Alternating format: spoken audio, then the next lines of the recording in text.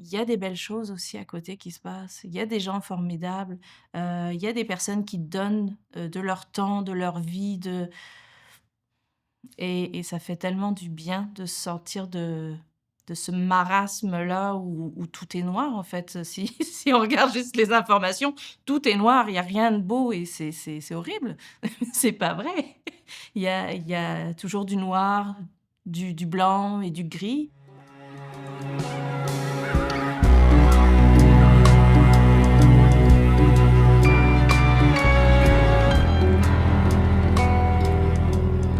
Je suis partie en Équateur, à Quito, pour faire, du clown avec Patch Adams et son équipe. C'était une semaine très intense, émotionnellement, physiquement un petit peu. Hem, je savais pas trop où je m'embarquais. On avait une procédure à suivre pour le départ. Fallait être déguisé en clown et il fallait aller à l'aéroport en clown. J'ai un peu triché parce que moi j'avais quand même 2 escales à faire, donc pour la deuxième partie, je me suis un peu déguisée en clown, mais j'avais un peu peur de la douane et autres, donc c'était plus compliqué. Quand je suis arrivée à Quito, moi j'étais toute seule. Quand je suis arrivée à Quito, le douanier était correct avec moi là, ça s'est bien passé, il avait comme le sourire donc était bien. Donc ça peut-être que j'aurais dû me forcer à le faire, mais c'était très, stressant pour moi déjà parce que je savais pas trop où je m'embarquais, je connaissais pas Quito, je connais pas l'équipe de Patch Adams, ni quoi ni qu'est-ce. Il y avait quelqu'un qui devait me chercher à l'aéroport. Donc d'être habillée en clown à l'aéroport dans des pays que je connais pas, j'étais comme: «Ouf, moi je veux y aller quand même». Donc j'ai pas fait l'expérience jusqu'au bout. Après, on était accueillis là-bas, donc c'était, le matin, on avait le petit déjeuner ensemble et après on partait, en bus. On avait toujours une activité différente. Donc, ça a été des centres de jeunesse, maison de retraite, hôpital pour enfants, hem, je crois maison de détention pour les jeunes. Donc tous les matins, on avait ce genre d'activité-là où on partait, on était 30 clowns. Donc tous habillés, n'importe comment. Il y avait pas une thématique de clown, on était vraiment comme on était. Il y en avait qui jouaient de la guitare, il y en avait qui jonglaient un peu et cetera. Il y avait des personnes qui étaient, magiciens. On avait tous des backgrounds un peu différents. Il y avait des gens qui étaient vraiment des clowns, il y avait des gens que c'était comme, quelque chose à côté. Il y a des personnes, c'était: «Bah, moi je suis professionnelle, je fais, de l'art et puis j'aimerais ça tenter cette expérience-là». Donc on est vraiment connecté avec, bah, les 30 personnes et quand ils nous amenaient dans un endroit où on devait faire du clown, le but, c'était de rencontrer des personnes, bien sûr. On ne devait pas savoir parler la langue. Moi, je connais un petit peu l'espagnol, mais le but, c'était pas de parler. Le but, c'était de connecter, de faire une connexion avec le clown, que ce soit par des chansons ou comme on était, d'accueillir la personne et on pouvait rester avec le patient autant de temps qu'on voulait. On pouvait repartir aussi. Il y avait d'autres clowns qui, de temps en temps, venaient, des fois, on arrivait, à 3-4 dans la même chambre, là, donc là, c'était le party. J'ai dansé, j'ai fait du sport avec une madame qui voulait pas faire de sport, donc on a fait pas mal de choses. Mais le but, c'était la qualité de temps qu'on pouvait donner à la personne, si la personne le voulait bien. Moi, dans mon expérience, j'ai eu toutes les personnes possibles et imaginables qui me tombaient dans les bras pour pleurer. C'était difficile. Hem, j'ai aimé ça. J'ai trouvé ça très touchant. Il y a une madame qui pleurait dans mes bras, j'ai cru comprendre que c'était pour son fils. Je savais pas pourquoi. Je voulais pas le savoir non plus. Je pense que c'était une petite barrière qui me permettait de pouvoir l'accueillir dans sa tristesse, mais d'être présente pour elle sans que moi je me tracasse d'autres choses. Hem, tous les gens sont très bienveillants. L'équipe était là vraiment pour nous soutenir. Les autres clowns aussi venaient nous voir: «Ah, tu as eu telle expérience, est-ce que ça va?» C'était magnifique, c'était très dur parce que revenir à la réalité, revenir à Montréal, puis de se dire: «Ah, j'ai passé une semaine à donner des câlins à des gens, à les faire sourire un peu ou juste à être présent pour eux ou à une madame juste le flatter la main et puis, être là avec elle» et puis là, je reviens à Montréal dans une job où c'est plus, ce qui est quantitatif qui est important et non pas la qualité des échanges ou autres et c'était difficile. c'était difficile. Je l'avais dit. J'avais dit: «Je me sens comme dans une bulle, avec vous, et j'ai peur de quand je vais revenir» et en effet, quand je suis revenue, ça a été, intense, de revenir à une autre réalité. Ça m'a poussée à rencontrer plus de gens pour faire du clown et par hasard, je suis tombée sur le Club du rire de Montréal. Je suis allée à une séance et j'ai continué tout le temps à y aller et après aussi animer bénévolement au Club du rire de Montréal. Donc le but, c'est de déconnecter le plus possible le cerveau, pour se laisser aller dans le bien-être par le rire. C'est une technique, qui a été inventée en Inde par le docteur Kataria. Il s'appelle Madan Kataria et sa femme, Madhuri Kataria. En fait, c'était un médecin généraliste qui s'est rendu compte que le rire, ça faisait du bien à ses patients. Au départ, il partait, dans des parcs avec ses amis. Ils étaient trois quatre et sa femme et ils se racontaient des blagues, donc des jokes. Hem À un moment donné, on s'est rendu compte que c'était pas tout le temps agréable parce qu'une joke, bah, parfois, faut la comprendre, ça vient pas tout de suite. Si parfois c'est, redondant, on la connaît déjà, on connaît la fin, parfois c'est pas drôle, parfois c'est raciste, sexiste ou autre, puis on est comme: «Ah non, non, non». Donc ils voulaient plus, ses amis, ils étaient comme: «Non, on arrête ça, c'est pas intéressant ton truc, on en a marre» et il a travaillé avec sa femme qui elle est professeure de yoga sur une méthode, donc le yoga du rire. Donc il y a pas vraiment de yoga, dedans à part la respiration, yogique, donc la respiration et du rire. Donc c'est une technique un peu spéciale. La première fois qu'on l'essaye, ça peut paraître bizarre, surtout quand on le voit de loin. Il faut vraiment participer. Si on est, «Non, non, moi je regarde, vous participez, puis moi je regarde», vous allez voir, c'est très bizarre.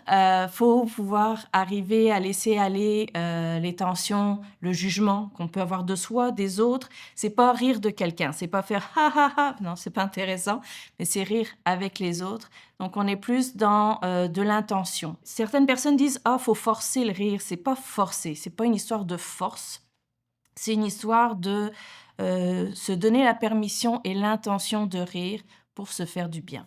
Moi, en tant qu'animatrice, j'ai vu différents participants. J'en ai vu des personnes qui étaient arrivées, avec, costard, cravate, puis à un moment donné, bah, la cravate, elle prend le bord parce que il y a des échauffements. On court, on danse, on fait beaucoup de choses. Évidemment, principalement, on rit.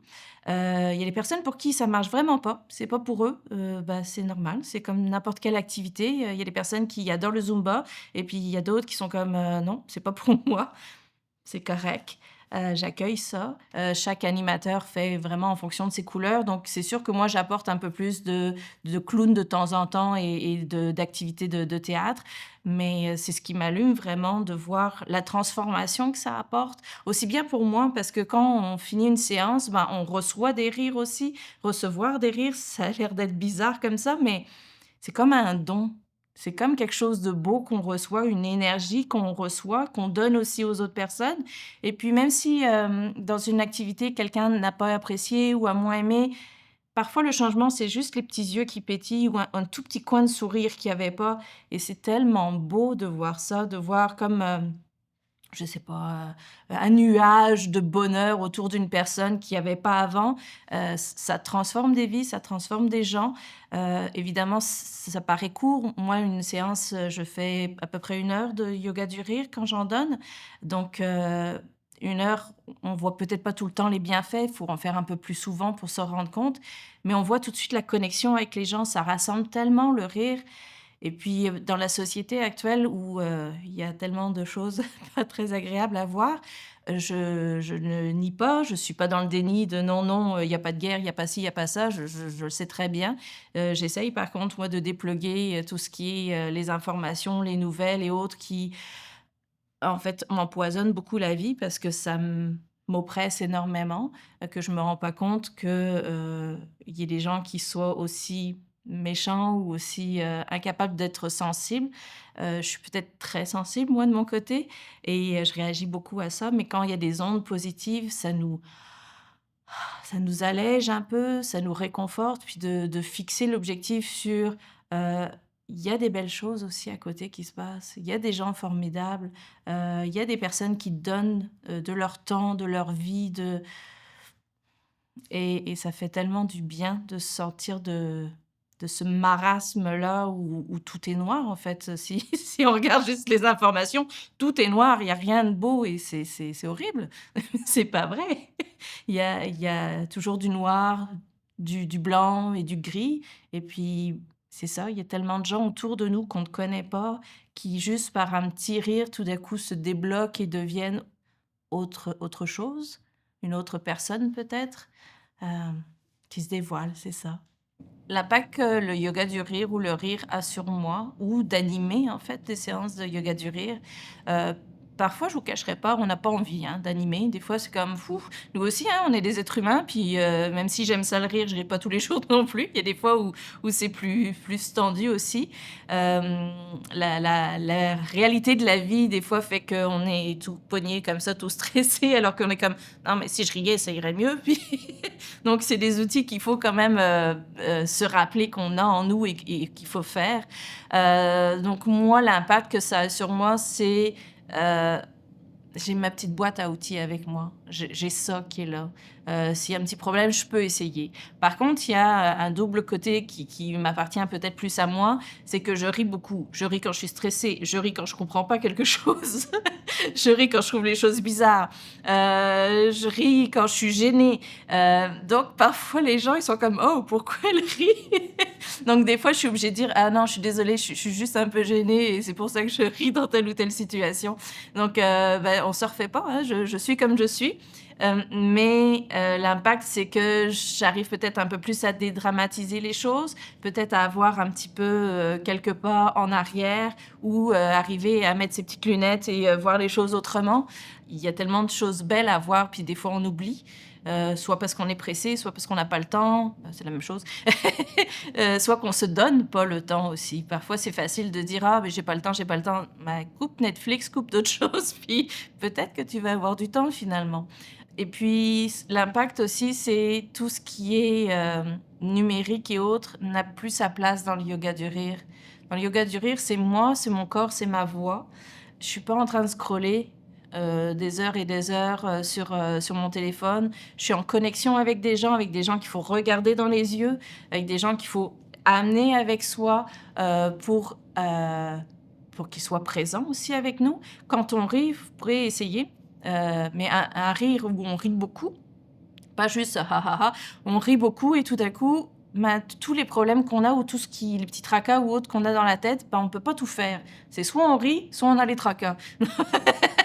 Donc on n'a pas la liste d'épicerie quand on rit théoriquement, sinon c'est qu'il y a un problème. Le riz prend toute la place dans le cerveau quand on fait ce genre d'activité-là. Évidemment quand on passe le jugement et cetera. Ça, c'est scientifique. Ce qui a été découvert, c'est que même si on rit un petit peu, le corps fait pas la différence entre un vrai rire et un faux rire.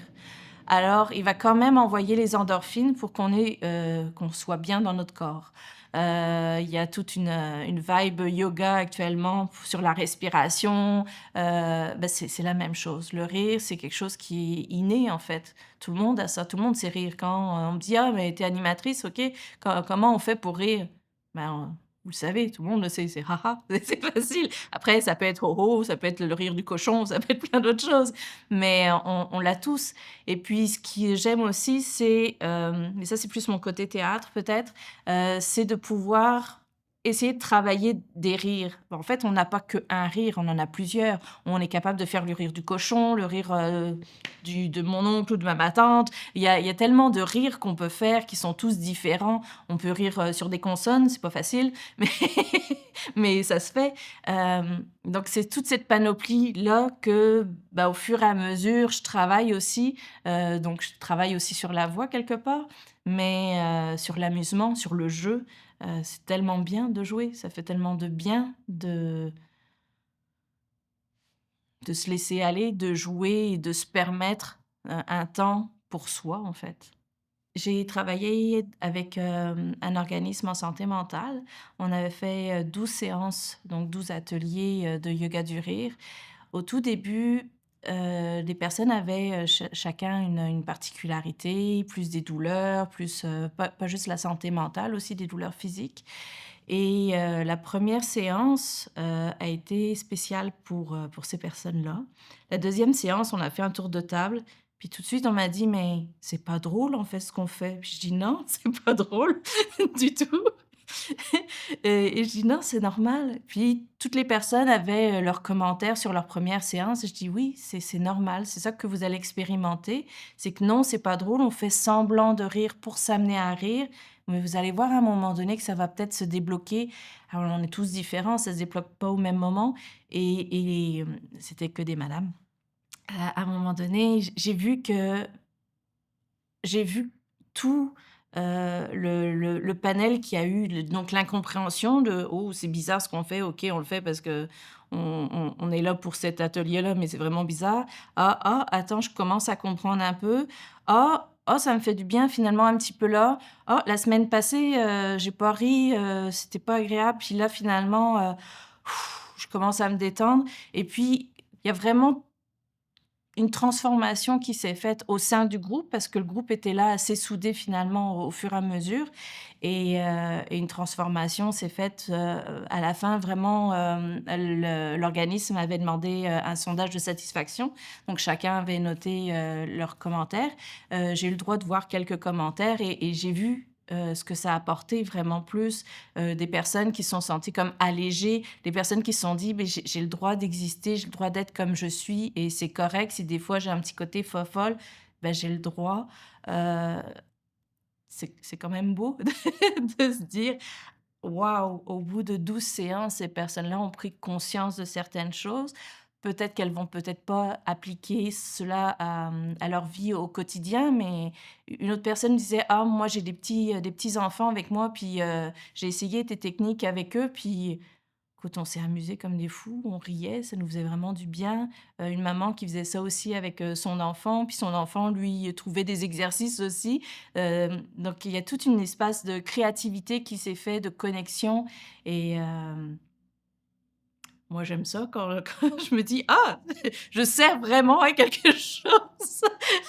Ah, c'est pas juste pour me faire du bien». Puis c'est vrai, je j'ai beau le dire et puis même si les gens me disent: «Oh, t'es bizarre», beh, non, oui, je suis peut-être bizarre, mais ça fait du bien. Puis qu'est-ce que ça peut faire si ça fait du bien? C'est pas grave, qu'on soit bizarre ou pas, le ridicule ne tue pas, je le dis à chaque séance. C'est à peu près ce que je dis à chaque début de séance pour essayer que les gens ne se prennent pas trop au sérieux, mais le rire, c'est sérieux quand même. Voilà, c'est ça que j'aurais besoin de dire aujourd'hui. Le rire, c'est sérieux, puis c'est important pour, bah, pour tout le monde.